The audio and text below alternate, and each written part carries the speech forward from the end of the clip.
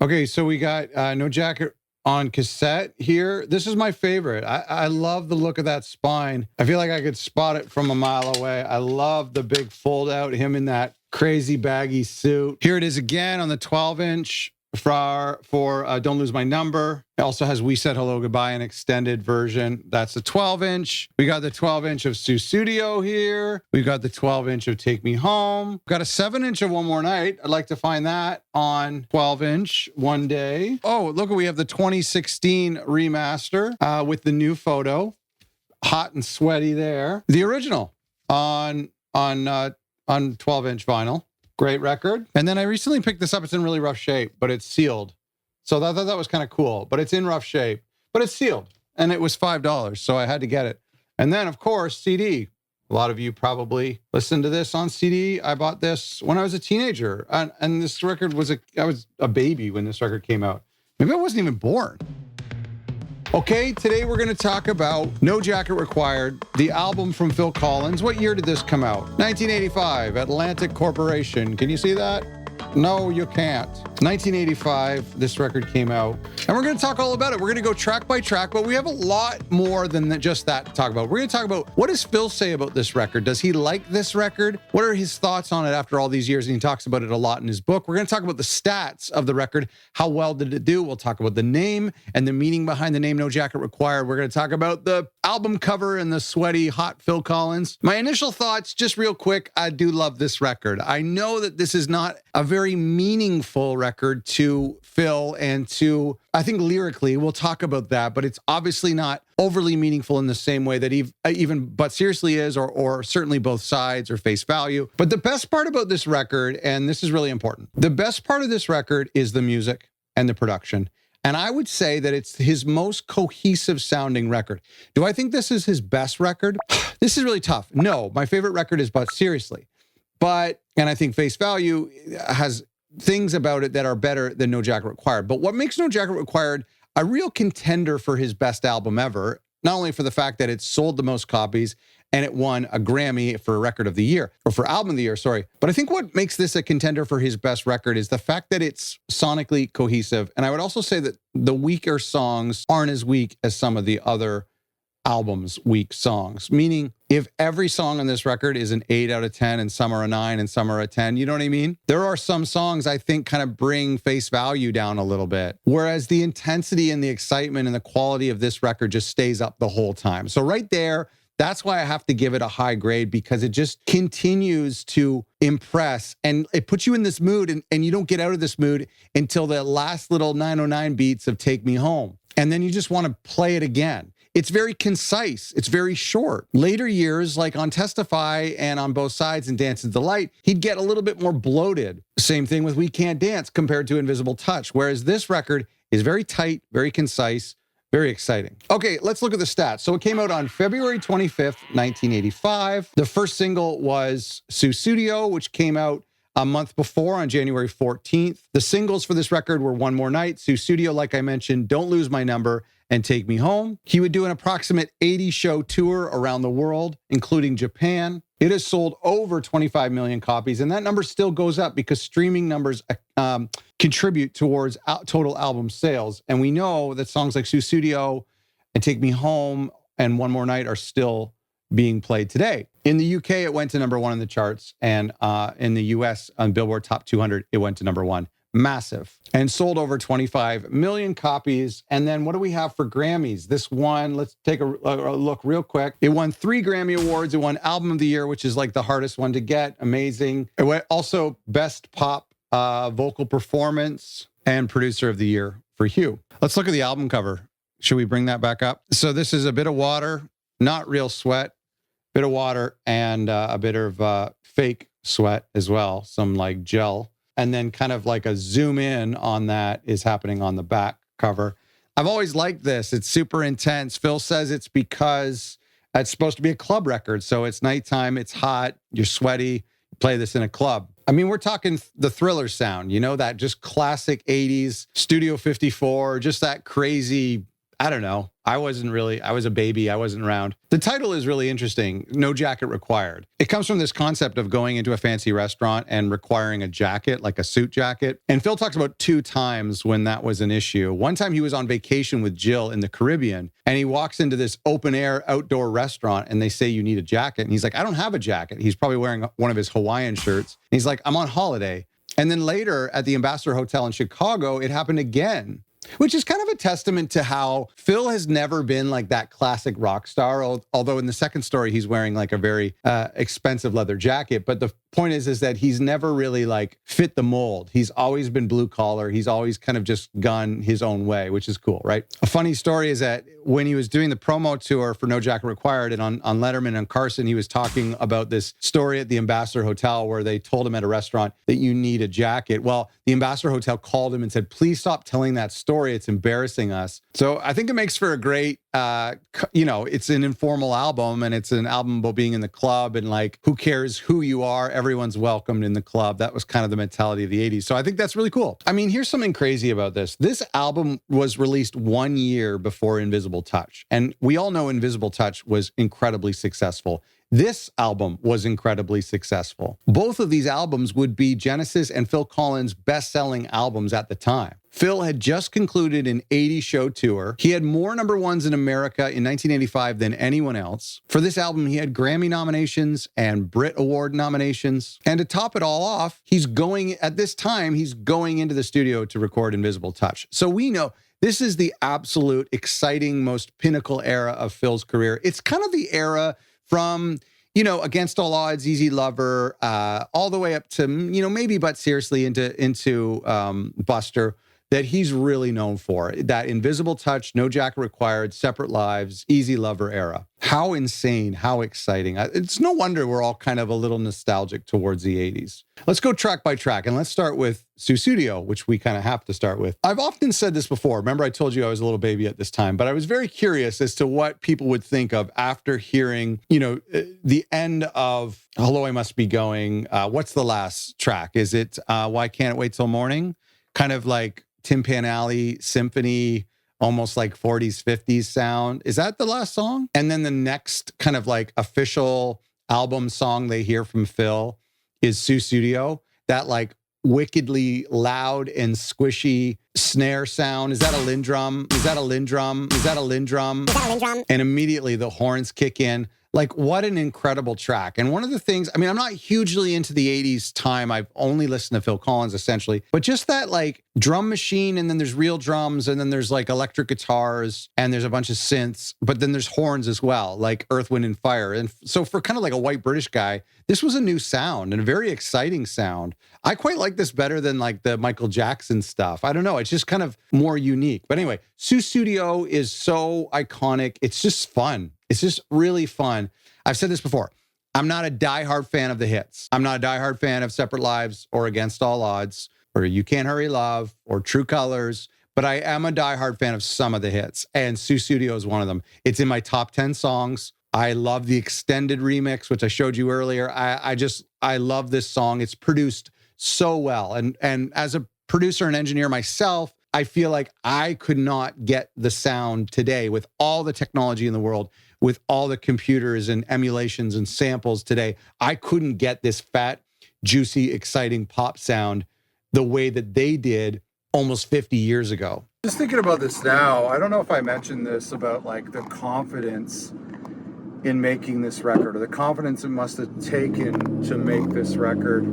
I'm trying to think of like Phil's mindset at the time. Of course, he had started to produce some records, he'd had some success, but not huge success, right? Like, what's the biggest success? Like, That's All, maybe? I was just listening to Sussudio on headphones, and even Only You Know and I Know, and there's a real brashness to his delivery and like almost arrogance in his voice and in the production. I think it's crazy. I'm just curious, like, where this confidence came from going into making such an incredibly bold record. A lot of these songs we'll talk about in song reviews, or I have talked about in song reviews, but my gosh, Sussudio is a great tune. Let's talk about real quick, while we're on the topic of Sussudio, let's talk about how this record isn't very meaningful lyrically. And that's okay because it's a club record. It's supposed to be a fun, exciting record. But let's look at the lyrics of Sussudio. I mean, just the name, Sussudio. So he's got this improvised lyric. We've talked about this before on an episode when we talked about In the Air Tonight, but he's got this kind of mumble lyric, right? It's just some phrases or some phonetics or syllables that fit into this like potential melody that fits with the beat and the timing and everything.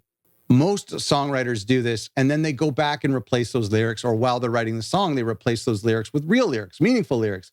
Well, Phil couldn't do it. I don't know what other phrases he tried. Hopefully I can ask him one day. But how bold is this? Like, how did the record company allow this to be the first single and the first song on the record? Like, weren't they like, what does this mean? I mean, that was kind of in the 80s, like, let's just say a phrase and make it a pop song. But like, how bold was that, you know? How bold was that to just say, we're going to do a song that has no meaning? I wonder if any advisors were like, Phil, why don't you put in something that makes sense? This isn't even English. But it kind of speaks to the overall, compared to Face Value and compared to both sides, the overall objective of this record is to have fun, is to make a club record, to make an exciting record, to make a pop record. I mean, even think about Thriller, which I compare this a lot to Thriller. I think when we think about the lyrics of most of the songs on Thriller, it's like even just the song Thriller or Beat It, Billie Jean. I mean, Billie Jean's a true story. We learn later on, but there's all these songs that like kind of just don't really have too much meaning, but nobody cares. We just want to dance and we want to sing along with it. So I can sing along with Beat It. I can sing along with Billie Jean. The Kid Is Not My Son. I mean, I don't really know what he's talking about. I don't care. I just want to have fun. And Sussudio is the same way. Then we go all the way to the end of the record, and the same thing with Take Me Home. Had Phil known that Take Me Home was going to close out every single concert he'll do for the next 40 years, he probably would have rewritten those lyrics to be a little bit more meaningful, maybe about going home to your spouse or to your kids or your family or finding your way back home, and not about some crazy guy in an insane asylum. Even songs that kind of tell a story like Don't Lose My Number, it's a fictional story. Who cares? It's just about running through the night streets, chasing a dream or running away from something. Who cares? There are sort of meaningful songs on this record, like Long, Long Way to Go or Doesn't Anybody Stay Together Anymore, but lyrics are not the point of this record. But that's not without consequence, because as the years would go on, Phil would look back at this record and say, this record doesn't really mean anything to Phil. Even though it won Record of the Year, it's his best-selling album, he's way more attached to records like Face Value, and more importantly, Both Sides, because of the lyrics. The next song is Only You Know and I Know. And I'll tell you what is so great about this record is, like I said, we don't really care about the lyrics. Even the melodies may not be some of his best melodies. It's the production. When you listen to that in the classic Phil, like bum, bum, bum, like instead of doing like an over-the-top drum fill, and Chester has talked about this before, it's just how kind of simplistic Phil keeps things on the toms.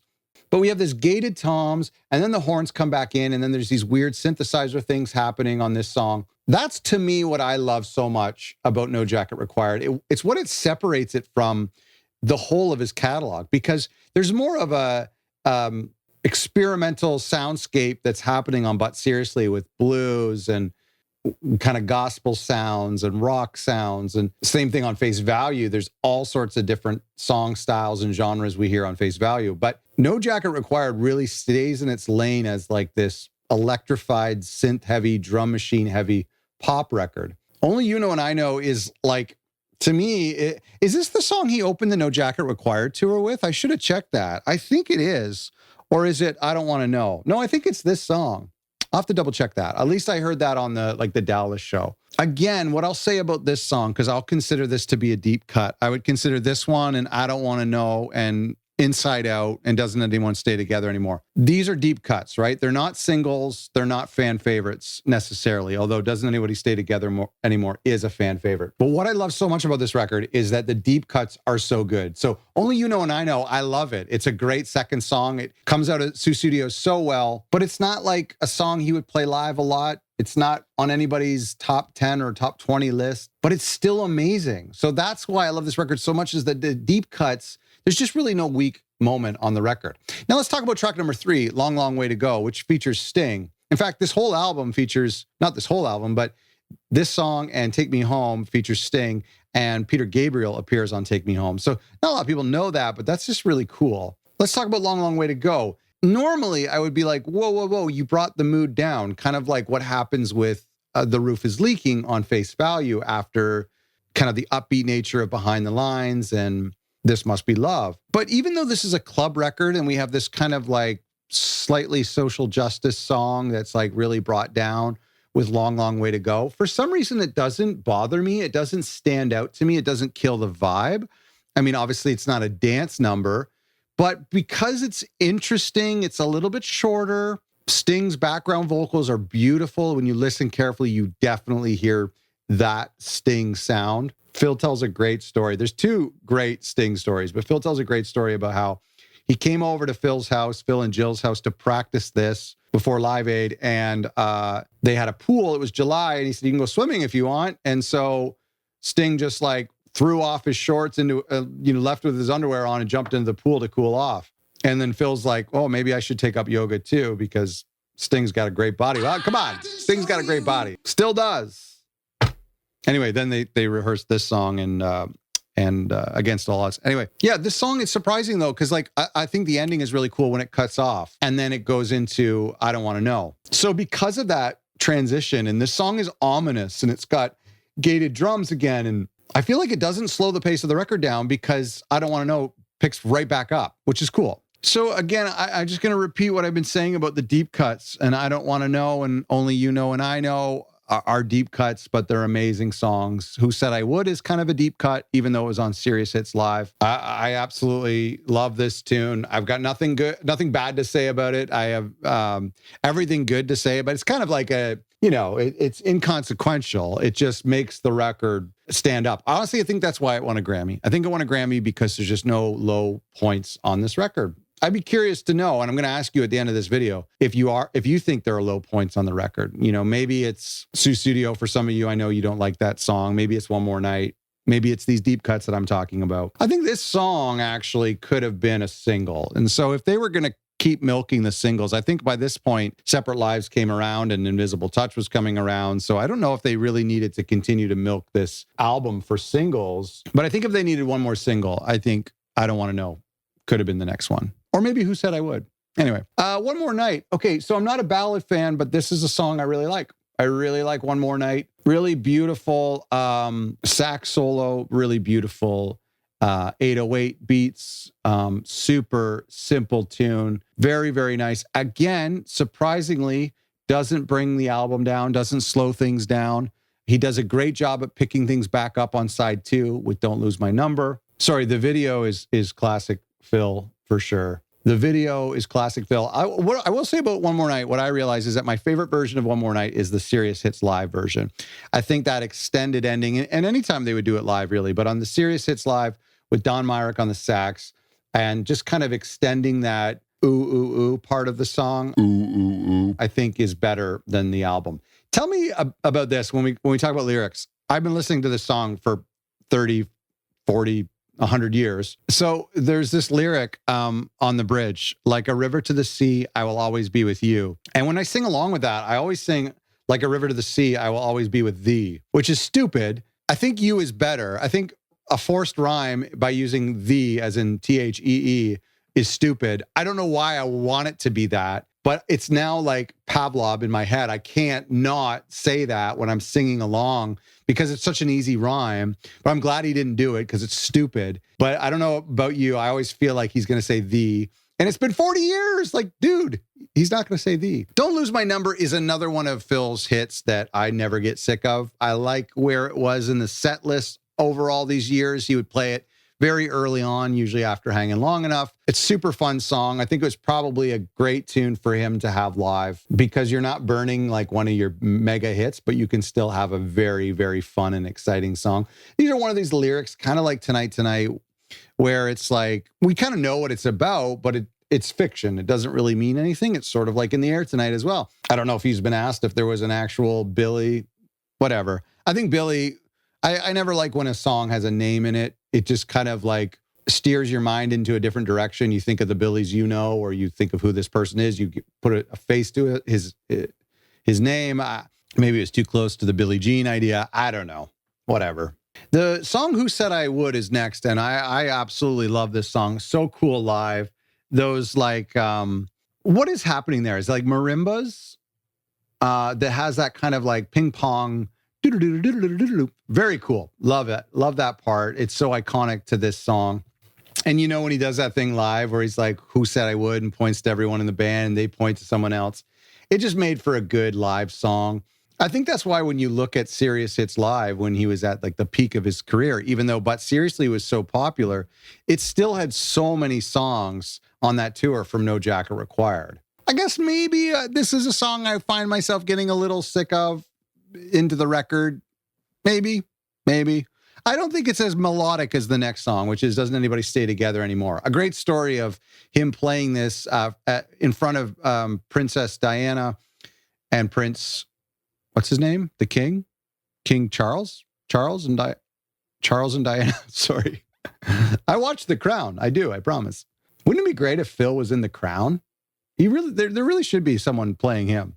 But anyway, there was like a gala and he played this song and it was like, wow, they were kind of secretly divorced or about to break up. And he felt kind of bad about that. Anyway, it was about this idea that like a lot of people were splitting up. A lot of marriages were breaking up, which is something Phil would become quite familiar with. This is probably one of my favorite songs on the record. It's such a beautiful melody. It's a mid-tempo song in a way. The drums are so gorgeous. It's not a club track, right? This is like a Sunday morning track of like, but it's still upbeat and really fun. I loved, hearing from a lot of you that this is like a real fan favorite. It's a deep cut. It would probably make it onto a lot of people's top 25 lists. I think it's fantastic. I would say it's maybe my third favorite song on this record because Sussudio and Take Me Home. And then, Doesn't Anybody Stay Together Anymore would be my third favorite song on this record. We're going to talk about these songs more in depth on our song reviews, and we have for a lot of them, including the next song, Inside Out, which I think is Phil Collins' most perfect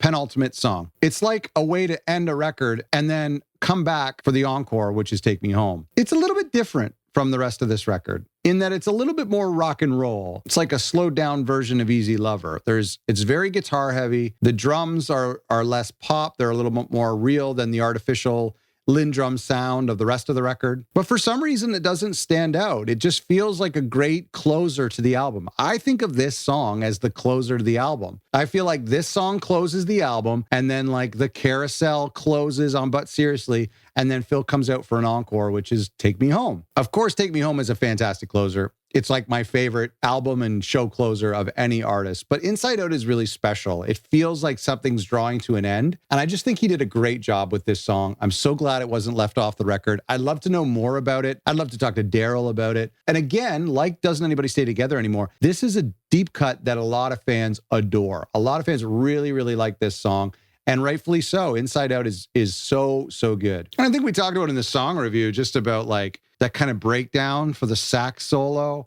And it's almost a bit of a key change. And then it goes back up with the drum solo and the guitars again. It's interesting, right? It's a really interesting composition. Bravo to Phil. And I think it's one of his underrated songs. Have we done a list of underrated songs? Yeah, we've done a list of Phil's underrated songs. Did I put this on there? I think I did. I can't remember. And that leaves us with Take Me Home, a song about a guy at an insane asylum. Have you seen that trailer for the second Dumb and Dumber movie where like Jim Carrey's character is like has spent like 20 or 30 years in an insane asylum pretending to be insane, like waiting for Lloyd to come and pick him up? I always think of that scene when I listen to Take Me Home because it's like a guy talking about like staring out the window and thinking of his previous life and wanting to go back to the way things were. Has Phil confirmed that this is what this song is about, or is that just a fan theory now that I'm thinking about it? Let's do a song review on this and talk a little bit deeper about it. I do kind of think about that a little bit. I do wish these lyrics were a little more lighthearted and dark. You let me know what you think, though. I'm kind of curious. Do you agree with that?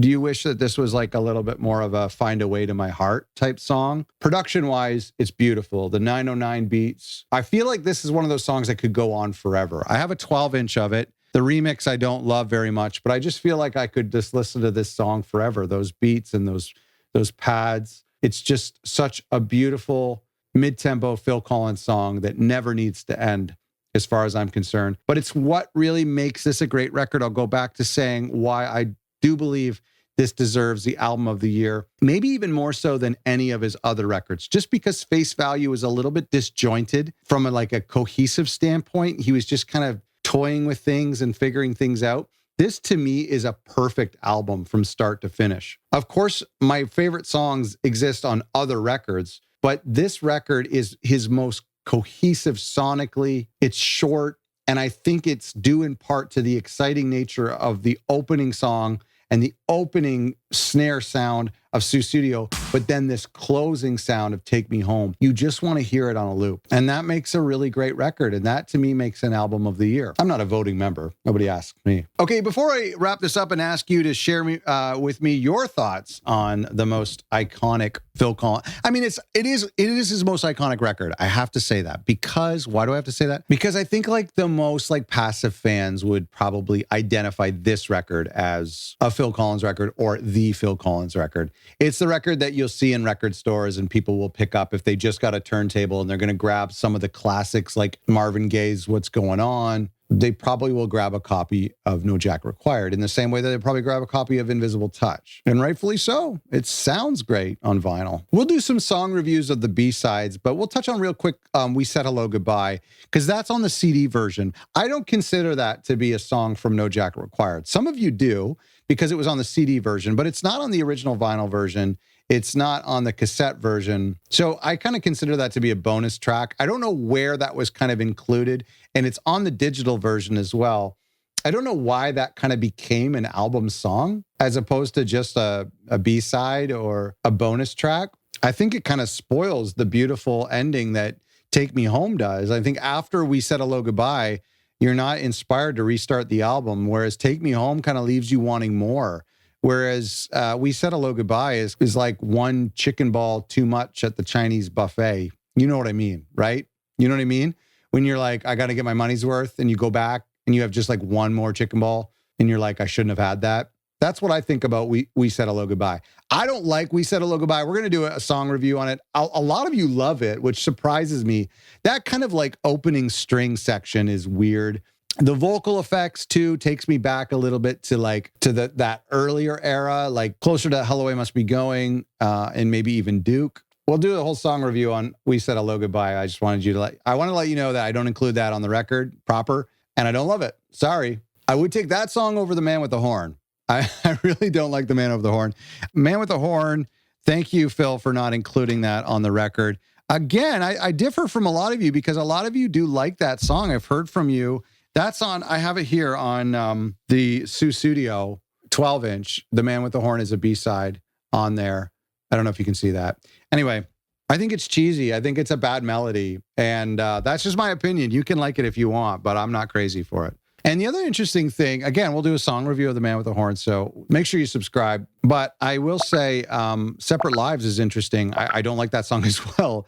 But that was an acoustic version of that was written, or not written, but was worked on for No Jacket Required, which is really interesting. And it wasn't included, but then they ended up using it for a movie as a duet. But I think it was demoed for this record. I'd love to hear that. Okay, folks, there she be. No Jacket Required, one of the most iconic Phil Collins records of all time.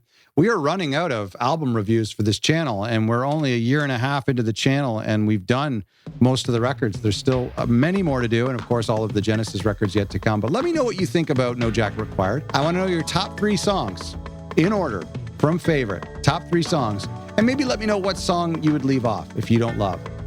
For me, that would be, what's my least favorite song on this record? Gosh. See, that's hard. None. I don't have a least favorite song. I guess maybe I do get sick of Who Said I Would over time. I guess maybe One More Night, just because it's, I don't know, maybe. But it's cool. I don't mind. It's a ballad, too. You got to have a ballad. Let me know. Let me know what you think of this record. Let me know your top 3 songs. And if you have one song you don't love, that's fair. Thanks so much for watching. And go listen to No Jacket Required.